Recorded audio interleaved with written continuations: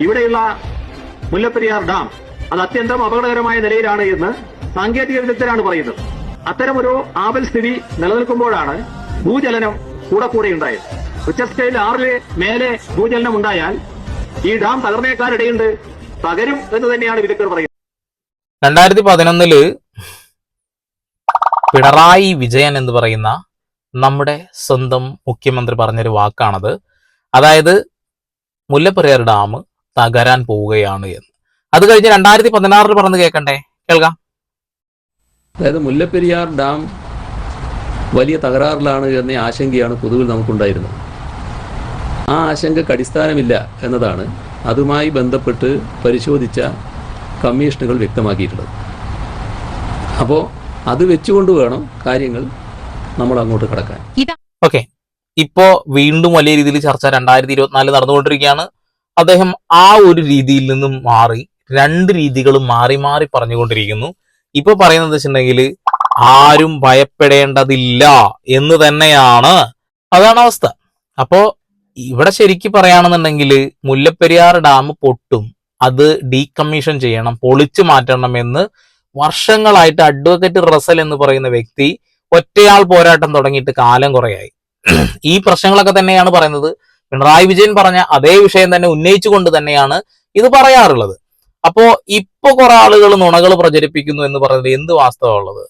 ഒരു മനുഷ്യൻ തൂങ്ങിപ്പിടിച്ച് അതിനിടയിലൊക്കെ ഒതുങ്ങി നിന്നുകൊണ്ട് കുറച്ച് ഫോട്ടോസ് എടുക്കുന്നു മുല്ലപ്പെരിയാർ ഡാമിന്റെ. അതായത് അവിടെ കുറച്ച് വിള്ളൽ, ഇവിടെ കുറച്ച് വിള്ളൽ എന്നൊക്കെ പറഞ്ഞുകൊണ്ട്. ശരിക്കും പറയുകയാണെന്നുണ്ടെങ്കിൽ ആ ഒരു മുല്ലപ്പെരിയാർ ഡാമിന് അടുത്തൊക്കെ താമസിക്കുന്ന ആളുകൾ ഉറങ്ങാൻ പറ്റാതെ കിടക്കുന്നുണ്ടാവുക, നിരന്തരം ഇത് കേട്ടുകൊണ്ടിരിക്കുക. അപ്പൊ കൃത്യമായി പഠനങ്ങൾ നടത്തിക്കൊണ്ട് ഈ ഡാമിന് എന്തെങ്കിലും പ്രശ്നം പരിഹരിക്കണ്ടേ? ഏതൊരു പ്രോഡക്റ്റ് ഉണ്ടാക്കുകയാണെങ്കിലും അതിന് എക്സ്പയറി ഡേറ്റ് ഉണ്ടാവും നമ്മൾ കേട്ടിട്ടുണ്ട്. ആ ഒരു എക്സ്പയറി ഡേറ്റ് പോലും ഇല്ല എന്നാണോ പറയുന്നത്? പൂർണ്ണമായിട്ട് ആ ഇംഗ്ലീഷുകാരൻ ഉണ്ടാക്കിയതിൽ നമ്മളിങ്ങനെ വിശ്വസിച്ചുകൊണ്ട് ഈ ഒരു കാലഘട്ടത്തിലുള്ള ക്വാളിറ്റിയിൽ ഇല്ലാത്ത ഒരു എന്താ പറയാ, ഒരു മറ്റുള്ള സാധനങ്ങളൊക്കെ കുത്തിക്കയറ്റി ഉണ്ടാക്കിയ ഒരു സാധനത്തിന് ഇപ്പോഴും നമ്മൾ വാറണ്ടി കൊടുക്കുക, അത് ഇനിയും പ്രശ്നമില്ലാതെ ഓടുന്നു. എങ്ങനെ അത് കൊടുക്കാൻ കഴിയും എന്നുള്ളതാണ്. കൃത്യമായിട്ട് പഠനങ്ങൾ നടത്തിയിട്ട് ജനങ്ങളുടെ ഭീതി മാറ്റിയാ വേണ്ടത്. അല്ലാതെ നിങ്ങൾ ഭീതി പരത്തല്ലേ എന്ന് പറയുമ്പോൾ 2011 വീഡിയോ നമ്മളുണ്ട് കാണും, 2016 വീഡിയോ നമ്മൾ കാണും. ഇതൊക്കെ പിണറായി വിജയൻ പറയുന്നത് തന്നെയാണ്, ഇപ്പോഴും പറയുന്നത്. ഇപ്പൊ ഭീതി പരത്തരുത്, ഒരു പ്രശ്നമില്ല എന്ന് പറയുമ്പോൾ അത് വലിയൊരു സംഭവമാണല്ലേ. ഇതേ കാര്യത്തെ കുറിച്ച് സന്തോഷ് പണ്ഡിറ്റിന്റെ ഒരു കഷ്ടമുണ്ട്, ഒന്ന് കേൾക്കുക. മുല്ലപ്പെരിയാർ പൊട്ടുമെന്ന് ഇന്നേവരെ ആരും പറഞ്ഞിട്ടില്ല. സത്യം പറഞ്ഞാൽ ഞങ്ങൾക്ക് അറിയില്ലായിരുന്നു. അല്ലെങ്കിൽ കേന്ദ്രം പറയണ്ടേ? കേന്ദ്രം പറയണമായിരുന്നു. കേന്ദ്രം എന്താണ് പറഞ്ഞത്? തുടർച്ചയായിട്ട് മഴയുണ്ട്, ഒന്ന് ശ്രദ്ധിക്ക്, മുല്ലപ്പെരിയാർ പൊട്ടുമെന്ന് പറഞ്ഞോ, ഉടനെ എല്ലാവരും മൈക്ക് കൊണ്ട് കേന്ദ്രത്തിനെടുത്ത് പോയി. അത് പിന്നെ തുടർച്ചയായിട്ട് മഴ പെയ്തപ്പോ ഞങ്ങൾ കൃത്യമായിട്ട് ഇവന്മാരോട് പറഞ്ഞതാ, എടാ പലതും പൊട്ടും, മുല്ലപ്പെരിയാർ എന്ന് പറഞ്ഞില്ല, അത് അവർ ഊഹിച്ചെടുക്കണ്ടേ.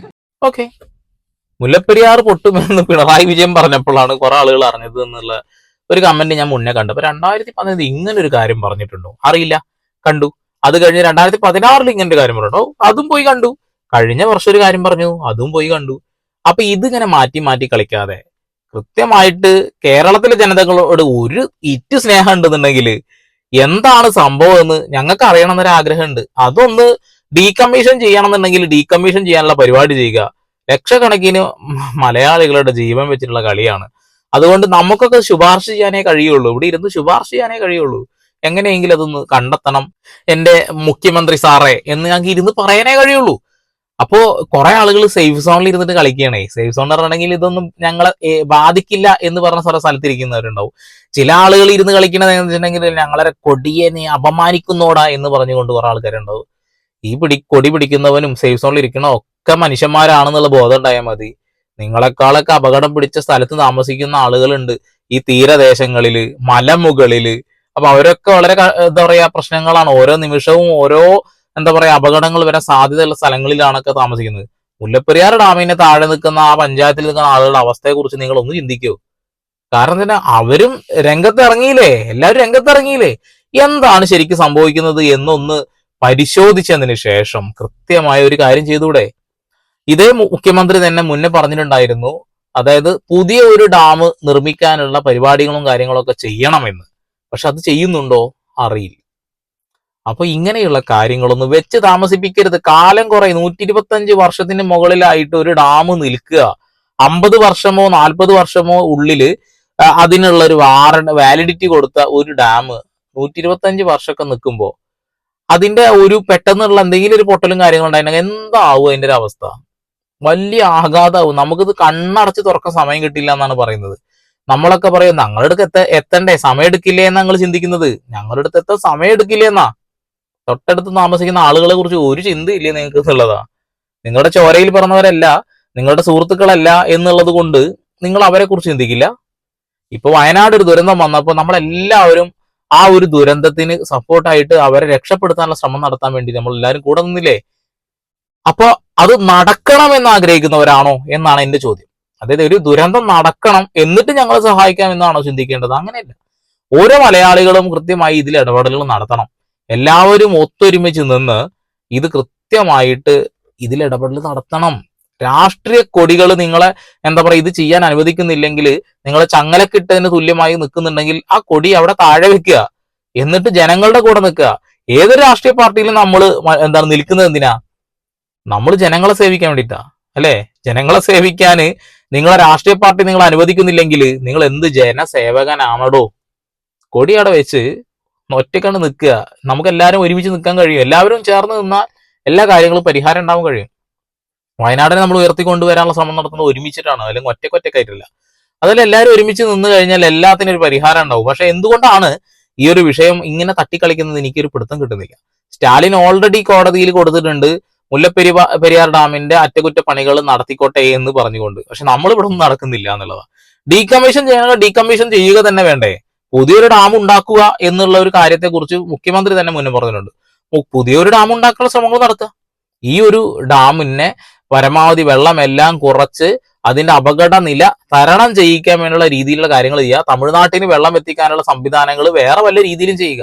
കാരണം ഇത് എന്താ വെച്ചിട്ടുണ്ടെങ്കിൽ ഒക്കെ ഈ പേപ്പർ വർക്കിന്റെ മുകളിൽ കിടക്കുന്ന കാര്യങ്ങളായതുകൊണ്ടേ പെട്ടെന്ന് ഒറ്റയടിക്കുമ്പോൾ തമിഴ്നാടിന് വെള്ളം കൊടുക്കാൻ പറ്റില്ല എന്നൊന്നും പറയാൻ പറ്റില്ല.